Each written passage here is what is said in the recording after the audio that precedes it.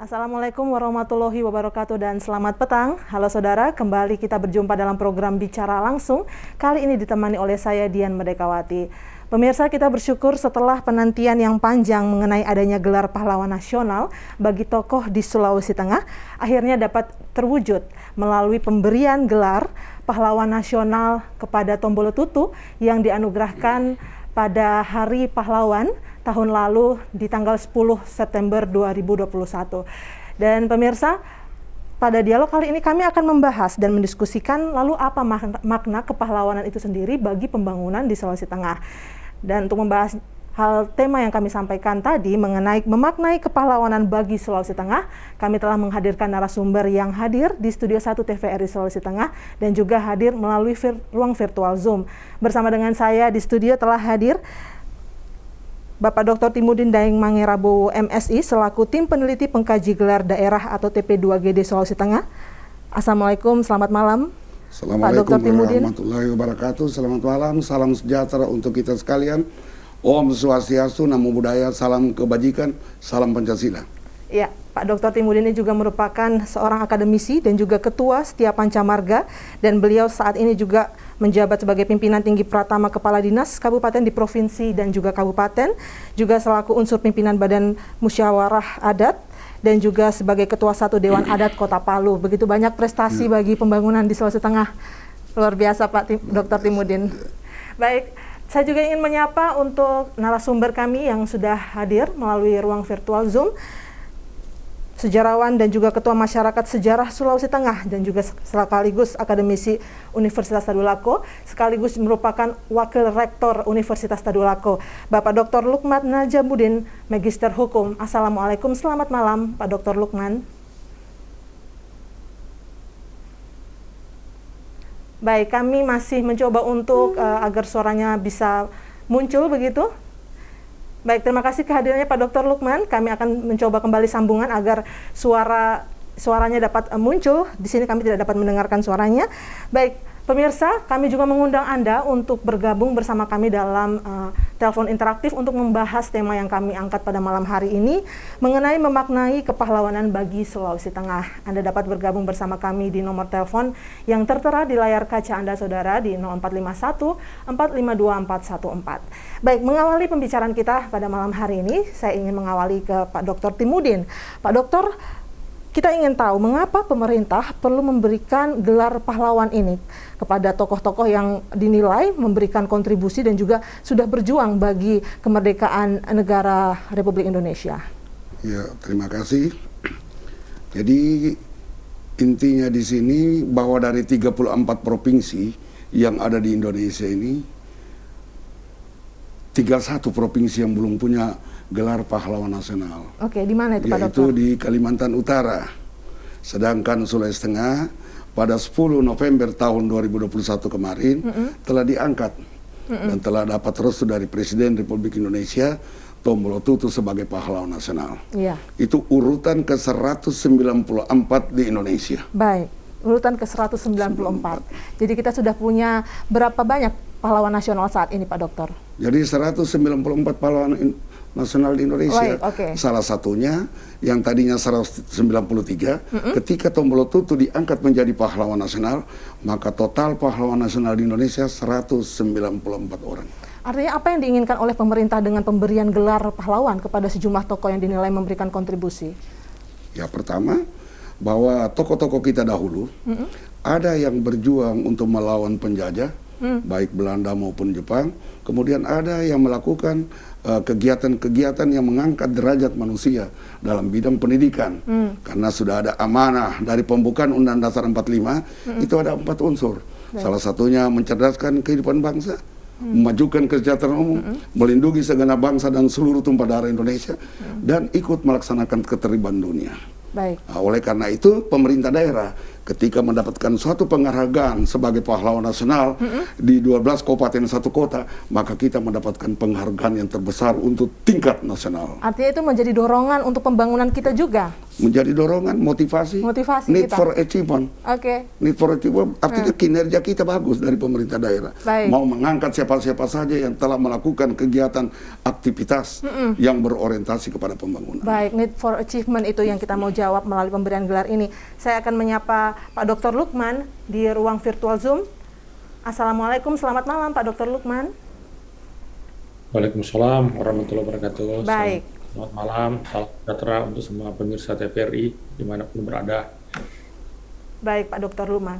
Tadi Pak Dr. Timudin di sini sudah menjelaskan mengapa perlu pemerintah memberikan gelar kepahlawanan itu bagi tokoh yang dinilai memberikan pengorbanan bagi bangsa dan negara ini ketika masa perjuangan, dan juga tidak hanya itu, tapi memberikan dampak dan juga kontribusi bagi daerah, khususnya di NKRI.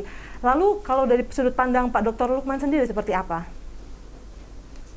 Ya, jadi saya kira penetapan Tombol Tutu sebagai pahlawan nasional mewakili Sulawesi Tengah itu memberikan isyarat bahwa sesungguhnya masyarakat Sulawesi Tengah bagian yang tidak terpisahkan dari perjuangan lahirnya NKRI.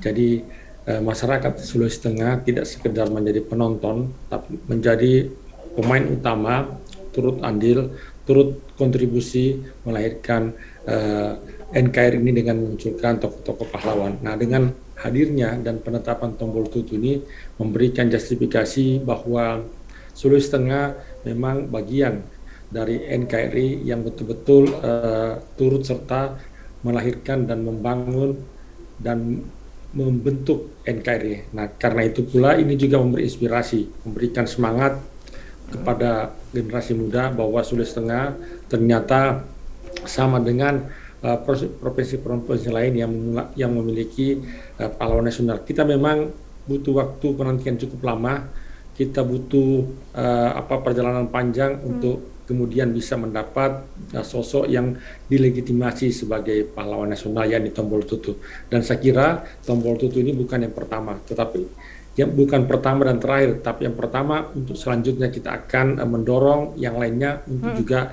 ditetapkan sebagai pahlawan nasional, seperti halnya Cis Aljufri yang kita kenal dengan guru tua yang tahun ini dalam proses pengusulan pahlawan nasional. Kita berharap agar juga ditetapkan pada tahun ini karena kontribusi guru tua saya kira tidak diragukan lagi, pengabdian guru tua terhadap bangsa ini tidak diragukan dengan sejumlah karya-karya pendidikan yang kita bisa nikmati saat ini. Baik Dr. Lukman, nanti saya akan kembali membahas mengenai figur-figur yang berpotensi akan menjadi pahlawan nasional dari Sulawesi Tengah. Kita akan bahas lebih dalam sebentar. Saya akan kembali kepada Dr. Timudin. Pak Dr. Timudin selaku TP2GD, Tim Peneliti Pengkaji Gelar Daerah, pemerintah kemudian memberikan gelar pahlawan nasional, lalu di sini ada TP2GD hadir. Lalu kita ingin tahu apa syarat-syarat dan juga tahapan yang harus dilalui ketika seseorang itu akan diusulkan menjadi pahlawan nasional. Ya, berdasarkan amanah dari teman kita di Jakarta, Pak Direktur Kepahlawanan, Kementerian Sosial dengan Pak Dr. Molis Pak ini, ketika kita membuat dokumen riwayat hidup calon pahlawan, itu harus tertulis mulai dari ujung rambut sampai ujung kaki. Baik. Dengan bukti-bukti fisik yang ada, yaitu dokumen rekomendasi dari pemerintah daerah bahwa benar beliau telah melakukan. Misalnya contoh guru tua mendapatkan rekomendasi dari Gubernur Maluku Utara, Gubernur Gorontalo, Gubernur Sulawesi Tengah, kemudian Wali Kota Palu, dan beberapa pemerintah daerah lainnya dari Kalimantan Timur. Kenapa? Karena beliau telah melakukan kegiatan-kegiatan positif dalam membangun pendidikan. Baik. Nah itu. Artinya tadi dari ujung kepala sampai ujung kaki memang harus ada bukti otentik, begitu Pak Dokter? Harus bukti otentik. Oke, kalau begitu syarat-syarat administrasi yang kadang harus dipenuhi, yang kadang mungkin ini masih miss begitu di masyarakat. Ya. Jadi salah satunya harusnya dia ada autobiografi calon pahlawan. Dengan berikutnya ada kegiatan-kegiatan di mana saja dia melakukan. Kalau dia sebagai melakukan perang melawan Belanda dan Jepang di mana. Nah, kemudian ada dokumennya kah? Nah, jadi dokumen itu dilihat pada di Kearsipan Nasional. Bila tidak kita langsung ke Belanda. Jadi di Belanda untuk mengetahui, karena itu menjadi bukti fisik. Jadi telusuran tertulis itu harus dibuktikan dengan hal-hal yang tersebut. Kemudian yang berikut kita lakukan seperti dokumen kegiatan FGD, Focus Group Discussion. Harus dilakukan seminar-seminar nasional agar orang-orang yang sekitar itu, para pahlawan seperti Pak itu tadi, harus tahu. Nah, jadi sehingga orang akan percaya. Masyarakat sendiri tahu bahwa ada tokoh seperti ini di sini. Jadi harus didiskusikan berupa seminar. Itu tadi untuk tahapan, begitu ya Pak Dokter. Lalu kalau syarat umum, misalkan seperti orangnya harus seperti apa, memiliki sikap seperti apa, adakah syarat-syarat seperti itu? Ya, syarat-syarat itu pertama seperti tokoh kayak guru tua. Nah, itu dengan Pak Tombolotutu, pahlawan nasional, itu kita turun ke lapangan. Jadi tim FGD ditambah lagi dengan tim TP2KD itu, ditambah lagi tim nasional harus turun melihat, cek langsung di lokasi-lokasi kejadian. Jadi apa yang kemudian diberitahukan bahwa kami memiliki pahlawan itu harus sesuai dengan kenyataan di lapangan, begitu kenyataan di lapangan. Jadi kenyataan di lapangan itu secara dokumentasi ada, kemudian tertulis, kemudian fisiknya jelas. Baik Pak Dokter, artinya kalau kita mau mengusung seorang menjadi tokoh pahlawan nasional itu bukan hanya tindakannya yang kita lihat, tapi juga apakah menurut Pak Dokter hal ini perlu juga untuk ditinjau, karena di sini syarat umum dikatakan memiliki integritas moral dan keteladanan. Saya bicara mengenai motivasi, mungkin dari segi luar dia berjuang bagi, misalkan katakan ambil contoh di Sulawesi Tengah, tapi ternyata dia punya motif lain. Seperti apa tanggapan Pak Dokter? Ya, jadi intinya di situ bahwa dia betul-betul memperjuangkan kemerdekaan. Nah, misalnya seperti Tombolotutu ya, itu betul-betul yang dikatakan tadi Pak Dr. Lukman. Jadi dia memperlihatkan kepada negara Indonesia di 34 provinsi, 416 kabupaten, 98 kota, bahwa Sulawesi Tengah juga pernah ada tokoh kita yang berjuang dalam rangka untuk merebut. Baik, TP2GD di sini yang selalu menilai untuk ini tokoh-tokoh yang diusung, kan begitu Pak Dokter. Lalu bagaimana kita bisa menilai dan mengkonfirmasi bahwa memang murni tokoh ini itu berjuang untuk hanya sekedar kepentingan? Karena kan kalau pahlawan ini urusannya hanya dua, merdeka atau mati, begitu. Kalau dia punya motif atau hal-hal lain yang ingin dia kejar di balik itu. Ya, jadi pertama dibuktikan secara fisik. Kita lihat apa saja yang telah dibuat. Ada dokumen, seperti misalnya calon berikutnya ini adalah guru tua. Karena kita lihat telah banyak bukti-bukti fisik pendidikan yang dia sebarkan. Baik di tingkat Sulawesi Tengah, kemudian dia berkunjung lagi ke Gorontalo, beliau berkunjung juga ke Kalimantan Timur, sempat juga ke Maluku Utara. Dan ada di sana al-khairat yang lainnya. Baik, saya akan mengkonfirmasi ke Pak Dr. Lukman.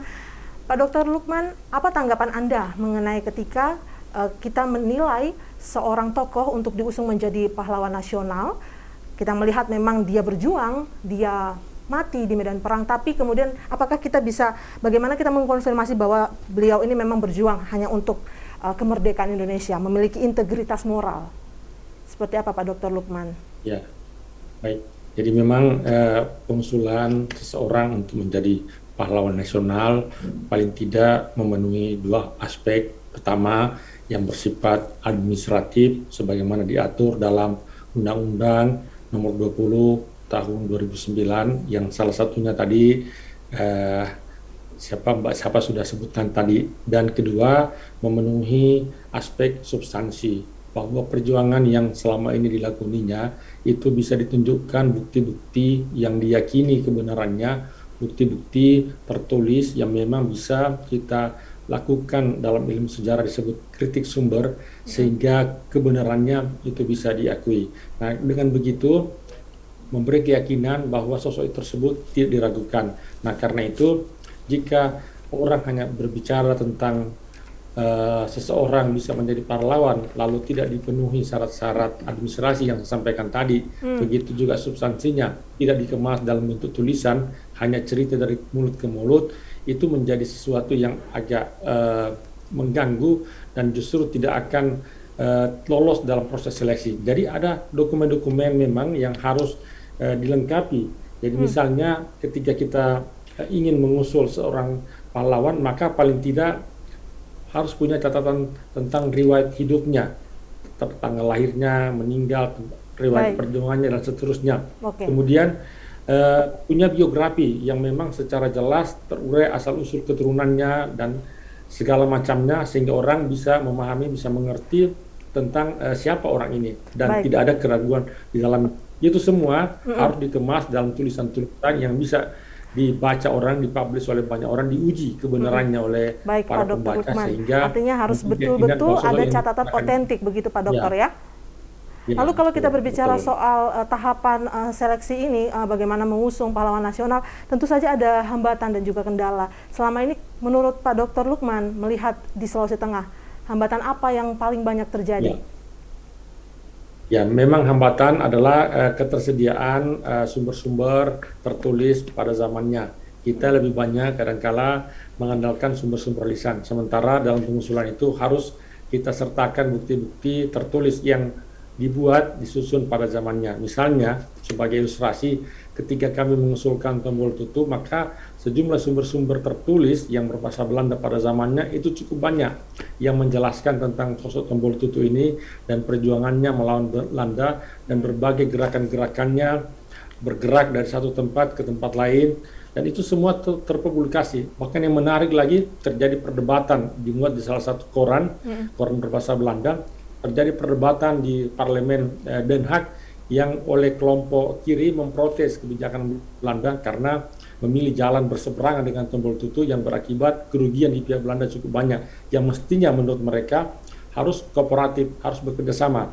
Nah, meskipun memang sebetulnya jika itu tumbuh juga akan terjadi penolakan bagi Tombol Tutu. Nah, saya kira itu poin penting yang dideskripsikan. Selain yang lain-lainnya, saya kira yang patut kita teladani, patut kita jadikan panutan, terutama dalam memberi inspirasi dan memberi penguatan semangat kebangsaan bagi generasi sekarang. Ya, saya akan mengkonfirmasi hal ini kepada Pak Dr. Timudin. Pak Dr. Timudin yang juga menangani pastinya ini pengusulan pahlawan nasional, hambatan apa yang paling banyak terjadi khususnya kalau bagi Sulawesi Tengah ini?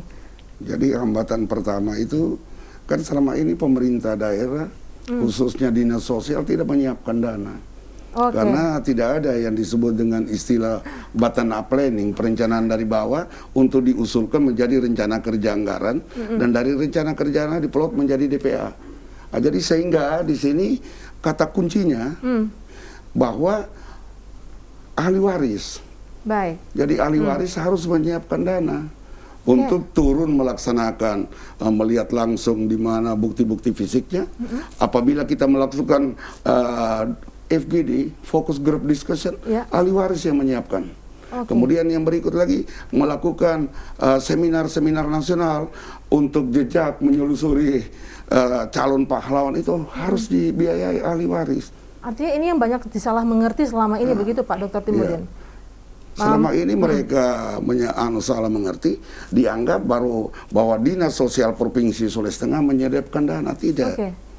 Karena sifatnya itu tidak monoton seperti kegiatan-kegiatan lain. Baik, jadi di antara serangkaian tahapan itu pengusulan forum group discussion seperti yang Pak Dokter katakan, bahkan sampai melakukan seminar, itu harus menggunakan dana dari ahli waris. Begitu Pak Dokter? Jadi saya kira benar sekali. Jadi seperti kemarin itu pada waktu kegiatan-kegiatan seminar nasional untuk Tombol Tutu itu kita laksanakan. Itu misalnya narasumbernya diambil dari Universitas Airlangga, ahli sejarah dari sana. Kemudian begitu juga di Universitas Padjadjaran Bandung. Nah, kemudian kita diskusikan. Nah, itu di situ dijadikan salah satu bentuk dokumen resmi. Baik, itu didokumentasikan menjadi salah satu bentuk dokumen. Baik, saya ingin menilik salah satu juga permasalahan yang saya baca begitu. Tadi juga sempat disentil oleh Pak Dr. Lukman mengenai cerita mulut ke mulut. Nah, ini menjadi kita akui bahwa budaya di Sulawesi Tengah itu kita adalah bercerita. Nah, kadang untuk bisa memiliki bukti otentik itu tidak ada. Bagaimana tanggapan Bapak mengenai kejadian di lapangan saat ini? Memang kejadian di lapangan kalau hanya menggunakan tutur kata, tidak disertai dengan dokumen-dokumen resmi, itu akan tertolak. Jadi sehingga salah satu riwayat calon pahlawan ini harus tertulis. Mulai dari ujung rambut sampai ujung kaki ditulis semua. Kemudian masing-masing harus dibuktikan dengan dokumen-dokumen resmi. Apakah dalam bentuk kearsipan? Bila tidak ada di kearsipan Jakarta, harus ke Belanda. Nah, Makamnya pun juga harus ada begitu Pak Dokter? Makamnya harus ada? Makam harus jelas. Seperti yang lalu kami berkunjung. Nah, misalnya guru tua kan makam ada. Nah, kemudian habis itu selesai semua, maka yang terakhir biasanya kita melakukan pertemuan dengan Komisi 4 Dewan Perwakilan Rakyat Daerah Provinsi Sulawesi Tengah agar supaya dari DPRD Provinsi memberikan rekomendasi. Baik Pak Dokter. Saya akan kembali ke Pak Dokter Lukman. Pak Dokter Lukman, kembali lagi saya ingin membahas apa yang tadi sudah kita sedikit sentil di depan mengenai figur-figur yang berpotensi yang kemudian berasal dari Sulawesi Tengah yang kemudian kedepannya berpotensi menjadi pahlawan nasional. Adakah Pak Dokter Lukman? Sosok pejuang dalam jumlah yang cukup banyak di Sulawesi Tengah. Persoalan sekarang adalah bagaimana kemudian informasi tentang sosoknya dan perjuangannya itu kita bisa narasikan, kita buatkan deskripsi tertulis, dan memang dilakukan riset-riset secara serius melalui pendekatan sejarah agar supaya perjuangannya itu bisa tertulis, bisa tercatat, bisa terdokumentasi dengan baik. Nah, saya kira ini yang belum pernah memang kita lakukan secara serius. Nah, karena itu misalnya kita punya guru tua yang pada tahun ini diusulkan, kita berdoa semoga mendapat kesempatan, semoga mendapat penganugerahan. Ada lagi misalnya di Toli-Toli, kita kenal dengan Haji Hayun, ini saya kira luar biasa, dia melawan Belanda dengan satu komitmen untuk menolak kerja paksa, kerja rodi pada bulan Ramadan. Itu sesungguhnya tercatat dengan sangat bagus di sejumlah buku, bahkan ada buku ditulis oleh Robert Van Niel, munculnya elit modern, itu ditulis dengan sangat bagus. Ada buku ditulis oleh Stoddard, Dunia Baru Islam, dan sejumlah buku, bahkan buku sejarah nasional yang salah satu editornya Sartono Kartodrijo itu mengabadikan dengan sangat bagus betapa perjuangan Haji Hayun itu memiliki nilai sejarah yang luar biasa, karena nilai penting daripada perjuangan Haji Hayun itu membedakan dengan yang lainnya adalah ketika itu Kontorlio dekat Angalino setingkat bupati meninggal ketika terjadi pemberontakan pada tanggal 5 Juni 1919 yang kemudian diabadikan dalam sebuah tugu di Salumpaga atas meninggalnya Kontorlio dekat Angalino. Ini saya kira peristiwa yang luar biasa sekali, tidak terjadi dimanapun di Sulawesi Tengah, yang menelan korban pada elit penguasa pemerintah Belanda. Kemudian kita mengenal juga Karaja Lemba. Karaja Lemba, saya kira juga sosok yang penting kita teliti, buatkan biografinya, kita tulis perjuangannya secara lebih serius berdasarkan sumber-sumber tertulis, dokumen-dokumen yang tersedia. Tentu saja periodenya pada masa kolonial pasti berbahasa Belanda, dan ada yang menarik saya kira dari sosok Karaja Lemba ini. Pada tahun 1905 ada slogan yang disampaikan bahwa merah darah tertumpah, putih tulang terpotong. Itu artinya spirit kebangsaan, semangat untuk membela negara ini sudah terbangun melampaui usia kebangkitan nasional yang lahir pada tahun 1908. Jadi 1905 spirit kebangsaan itu sudah dimunculkan oleh Karaja Lemba dengan slogan tadi, merah darah tertumpah, putih tulang tertolong, putih tulang terpotong. Dan kalau kita baca sejumlah dokumen, ini juga saya kira menarik. Karaja Lemba ini 2 kali mengalami persidangan di Landrat Belanda. Pertama ketika di sidang di Manado, lalu diputuskan diberi hukuman. Lalu karena misalnya kondisi di Biromaro tidak stabil, terjadi gangguan dari masyarakat, maka kemudian terjadi kompromi dipulangkan. Tapi kemudian ketika pulang tetap melakukan upaya-upaya untuk membatasi gerakan-gerakan atau perlakuan-perlakuan Belanda yang menindas masyarakat, sehingga kemudian terpaksa harus dihukum kedua kalinya. Ada lagi misalnya Marungu di Morowali Utara. Ada Alonda, Donggala, dan saya kira banyak sekali. Nah, sekarang tinggal bagaimana kita fokus, kita serius melakukan penelitian sejarah tentang tokoh-tokoh ini, kita buat biografinya, kita urai dengan bagus. Tentu dokumen-dokumen tentang itu tersedia sesungguhnya. Jika memang kita seriusi, kita memang berusaha mencarinya. Jika tidak ditemukan, seperti kata Pak Timudin, di Arsip Nasional kita bisa berkomunikasi dengan negara lain, terutama Belanda, yang menyimpan sejumlah dokumen tentang peristiwa-peristiwa pada masa itu. Oke, menarik. Bahkan kita harus mengkonfirmasi sampai ke Belanda mengenai kearsipan ini, begitu Pak Dr. Lukman ya. Sejumlah tadi figur yang sudah Pak Dr. Lukman sampaikan akan kembali lagi saya tanya, apakah sebelumnya pernah diusulkan? Namun tahan di sini dulu karena kita harus jeda. Pemirsa, kami akan kembali setelah jeda pariwara berikut ini. Tetaplah bersama kami dalam program Bicara Langsung.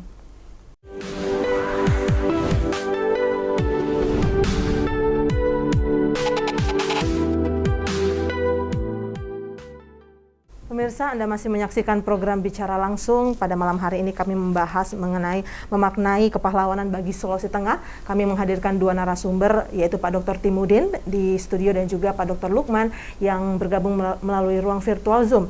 Pemirsa, tidak lupa kami mengingatkan bahwa kami juga membuka layanan telepon interaktif untuk Anda dapat bergabung bersama kami apabila Anda memiliki pertanyaan seputar tema yang kami bahas pada malam hari ini di 0451452414. Baik pemirsa, kami melanjutkan diskusi kami. Saya kembali ke Pak Dr. Lukman. Pak Dr. Lukman, tadi sejumlah tokoh figur yang berpotensi sudah Bapak sebutkan. Kemudian apakah dari sekian figur yang ada ini sebelumnya pernah diusulkan atau memang baru mau diusulkan?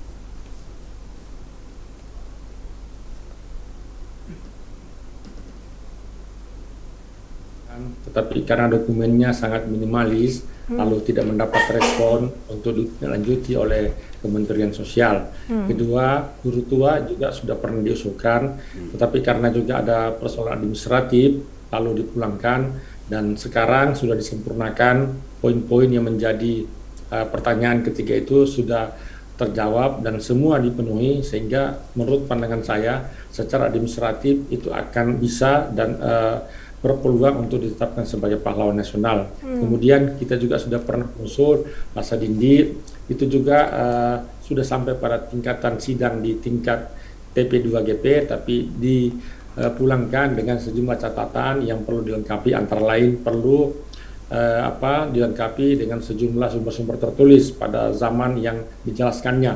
Kemudian yang lainnya saya kira pernah seperti Marundu diusulkan, tapi hanya sampai pada tingkatan provinsi, lalu kita kembalikan kepada pihak pengusul atau keluarga, lalu kita berikan catatan-catatan untuk penyempurnaan agar supaya pada saat diusulkan betul-betul itu bisa diterima dan diyakini sebagai sosok yang layak untuk diteruskan pada tahapan-tahapan untuk kemudian menjadi pahlawan.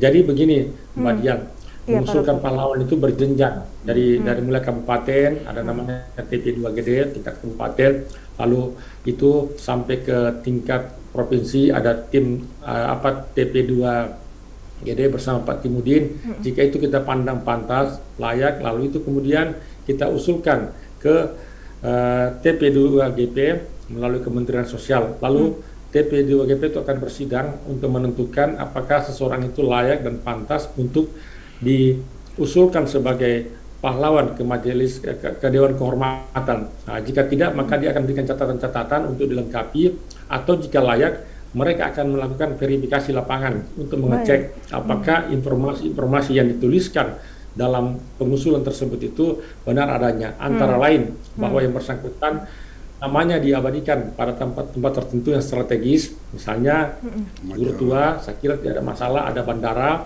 dulu juga Tombol Tutu ada nama jalan, dan itu ada surat keputusan tentang penetapan nama jalan tersebut. Nah, dengan demikian, kalau itu sudah diverifikasi lapangan, lalu mereka bersidang lagi, mengusul ke Dewan Kehormatan, Dewan Gelar yang diketuai oleh Pak Mahfud. Nah, di situ mereka bersidang, lalu diusulkan Presiden. Nah, Presiden mempunyai hak prerogatif menentukan untuk menetapkan bisa atau tidak seseorang menjadi pahlawan nasional. Jadi ada tahapan-tahapan yang dilewati, jadi panjang prosesnya. Jadi bukan pekerjaan sehari semalam lalu jadi ada tahapan-tahapan, ada proses-proses yang harus kita lewati semua sehingga secara administratif terpenuhi. Karena itu memang riset-riset yang lebih serius, mendalam, didukung oleh bukti-bukti tertulis sesuai periode yang dijelaskan tentang tokoh itu harus betul-betul dihadirkan, sehingga memberi keyakinan bahwa ini bukan sekedar sumber lisan, tapi ada dokumen-dokumen penduk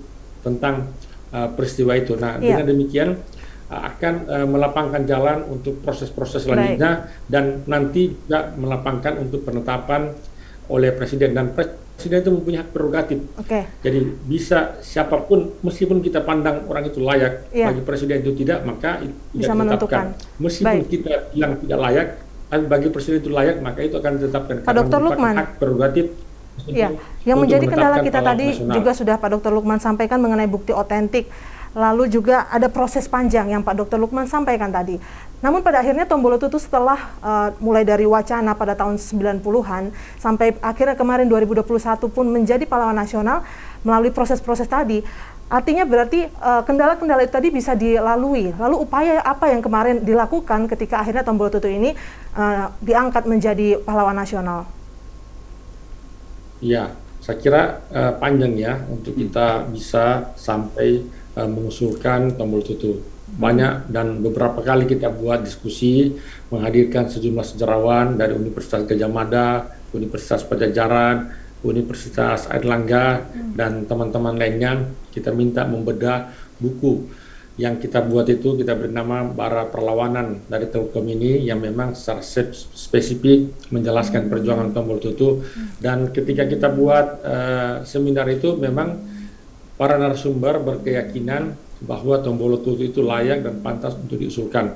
Nah, waktu itu kendalanya tinggal satu sebetulnya. Kita belum menemukan foto. Foto jadi kendala karena memang syarat untuk pengusulan itu adalah harus dilengkapi dengan foto, kemudian harus ditunjukkan bukti kuburannya dan seterusnya. Maka kemudian kita berusaha mencari dan menemukan foto tersebut, lalu kita berkomunikasi dengan salah seorang yang mempunyai kemampuan imajinasi, lalu hasil imajinasinya itu kemudian muncullah foto yang kita saksikan sekarang. Nah, jadi hambatan berat sebetulnya Tombolo Tutu itu adalah pada soal foto, dan itu kemudian kita bisa diatasi. Setelah itu semua terpenuhi, maka dengan kita segera usul dan tahapan-tahapan yang saya sampaikan tadi kita lewati, dan alhamdulillah mendapat apresiasi dan kemudian ditetapkan sebagai pahlawan nasional pertama dari Sulawesi Tengah. Baik Pak Dr. Lukman. Pak Dr. Lukman ini juga sekaligus penulis dari buku Bara Perlawanan di Teluk Tomini. Saya akan kembali ke Pak Dr. Timudin. Pak Dr. Timudin, tadi sudah dijelaskan oleh Pak Dr. Lukman mengenai upaya, kalau mengenai dari sudut pandang TP2GD, upaya apa yang kemarin terkisahkan dalam pengangkatan Tombolo Tutu sebagai pahlawan nasional? Jadi pertama, yang dikatakan oleh Pak Dr. Lukman, dokumen daftar riwayat hidupnya jelas. Yang kedua, adanya dokumen rekomendasi dari pemerintah daerah dan lembaga-lembaga kemasyarakatan lainnya. Kemudian di situ ada dokumen seminar yang dilakukan dari buku yang dibuat tadi itu akan dikaji oleh para ahli pahlawan yang dari Universitas Airlangga, Universitas Gadjah Mada, dan Universitas Pajajaran. Nah, kita yang di Palu, tim TP2GD itu kita menyaksikan langsung, dan keluarganya kita memberi respon, bertanya siapa apa sosok sebenarnya ini. Nah, kemudian yang berikut lagi ada fokus group discussion, dan yang terakhir setelah itu kita menuju ke pengusulan di Dewan Perwakilan Rakyat Daerah Provinsi ketika Pak Gubernur sudah meng-ACC, kemudian dari itu Komisi 4. Di situ kita diskusi siapa tokoh ini sebenarnya dalam buku itu. Dan yang terakhir kita melakukan check and recheck ke makam Tombolo Tutu, dan kita melihat langsung ternyata dari tim pusat melihat, dia tanyakan mana jalan, ada jalan Tombolo Tutu. Kemudian kita lihat datang di Tinombo, kita lihatkan ada rumah sakit Tombolo Tutu. Kemudian ada istana Tombolo Tutu, ada lapangan Tombolo Tutu. Ini bukti fisik bahwa yang bersangkutan itu adalah salah satu tokoh. Pak Timudin, itu tadi perjalanan panjang yang ternyata mungkin masyarakat tidak tahu bahwa memang sampai seperti itulah kemudian akhirnya Tombolo Tutu diangkat menjadi pahlawan nasional. Pak Dr. Timudin, kemudian kalau kita memaknai mengenai pahlawan, perjuangan pahlawan pada zaman dahulu, melawan penjajah Belanda, seperti juga dijelaskan di buku Bara Perlawanan di Teluk Tomini. Saat itu Tombolo Tutu mengerahkan hampir dan juga melibatkan seluruh kekuatan masyarakat Mautong untuk melawan penjajahan Belanda. Kalau untuk hari ini, bagaimana makna kepahlawanan untuk di zaman saat ini? Jadi makna kepahlawanan itu tidak selamanya hanya berperang. Oke. Ya, tetapi Seperti apa, bisa Pak Dokter? dilihat dari sudut lain. Seperti Guru Tua. Guru Tua ini salah satu tokoh Iya. pendidik. Jadi dia datang ke Sulawesi Tengah tanggal 11 Juni tahun 1930. Waktu itu Belanda melarang, tidak boleh ada lagi orang-orang dari luar yang masuk di wilayah ini. Contoh Haji Hayun. Nah, itu seperti itu karena Haji Hayun pada waktu datang konterliur dari Manado datang yang dikatakan Pak Dr. Lukman, itu dia memaksakan untuk kerja paksa. Ya. Maka Haji Hayun dan seluruh masyarakat melakukan perlawanan dan terbunuh. Berarti bukan hanya soal berperang jadi bukan cuma dengan berperang. pedang melawan penjajah begitu. Tapi kalau untuk hari ini yang dihadapi oleh kaum muda dalam seperti kalau kita ingat kutipan dari Bapak Soekarno, perjuanganku lebih mudah karena melawan penjajah, namun perjuangan kalian akan lebih sulit karena melawan bangsa sendiri. Bagaimana Pak Dokter memaknai hal itu? Jadi maknanya itu intinya bahwa ada sesuatu yang kita lakukan kegiatan atau perbuatan kita dapat dinikmati oleh masyarakat, khususnya saat sekarang dan yang akan datang. Baik. Nah, itulah kira-kira nilai tambah sebagai orang. Contoh yang dikatakan oleh Dr. Molis Paini, ketika seorang ibu sebagai raja yang ada di wilayah Sulawesi Selatan, pada waktu itu apa yang terjadi? Itu ibu tidak mau mendengarkan kata-kata Belanda, dan dia bilang karena dia tetap melaksanakan pendidikan kepada orang-orang di sekitarnya, khususnya kaum perempuan. Akhirnya Belanda marah dan dia meletuskan meriam di telinga seorang ibu itu. Akhirnya itu ibu tulis seumur hidup dia mendapatkan pahlawan. Oke. Nah, oke. Baik, saya akan kembali mengkonfirmasi dengan tanggapan dari Pak Dr. Lukman. Pak Dr. Lukman, bagaimana perjuangan kita zaman hari ini, saat ini, perjuangan kita pada hari ini, apa yang kita lakukan khususnya bagi pembangunan Sulawesi Tengah kalau kita memaknai nilai kepahlawanan? Ya, saya kira memang makna kepahlawanan dulu dan sekarang tentu berbeda. Bagi tentu tidak lagi dipersepsikan sebagai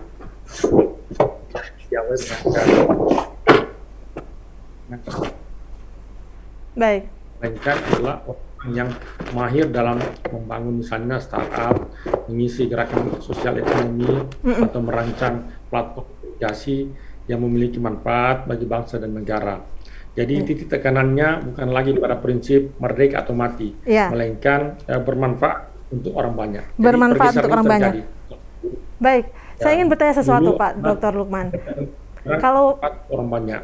Ya, intinya bermanfaat untuk orang banyak. Saya ingin bertanya sesuatu, Pak Dr. Lukman. Kalau misalnya ya, di beberapa daerah kan ketika ada nama pahlawan nasional, kemudian nama pahlawan nasional tersebut dibuat menjadi nama universitas. Kira-kira kalau seperti di Unhas ya, Unhas lalu ada di Unsrat juga. Kira-kira kalau di Sulawesi Tengah, akankah nanti ada perguruan tinggi yang bernamakan Universitas Tombolo Tutu? Ya, saya kira sangat mungkin. Kan ini persoalannya Universitas Sadulako lahir lebih awal dibanding dengan penetapan Tombolo Tutu sebagai pahlawan nasional. Andai kan lebih awal, boleh jadi namanya itu Tombolo Tutu. Seperti halnya Hasanuddin di Universitas Hasanuddin, Samratulangi, dan di banyak perguruan tinggi lain memang menamakan atau mengabadikan nama-nama pahlawan. Nah, saya kira itu juga hal yang menarik ya. Nah, karena itu saatnya sekarang kita perlu mengabadikan nama-nama orang yang berjasa, punya kontribusi pada tempat-tempat strategis.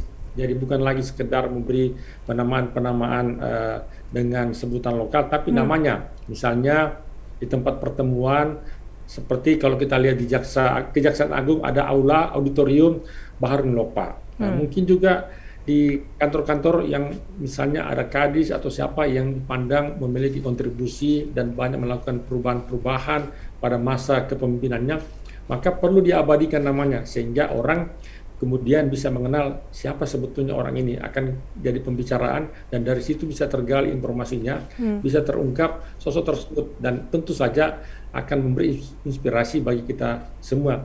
Nah, karena itu Mbak Dian, memang syarat untuk seorang diusulkan jadi pahlawan adalah namanya diabadikan pada tempat-tempat tertentu. Jadi mustahil jika seseorang kita usul tapi namanya di daerah kelahirannya atau di daerah tempat dia berjuang tidak ada namanya, minimal nama jalan. Nah, kira ke depan itu menarik, dan kita bersyukur bandara ini sudah ada namanya Bandara Sis Al Jufri.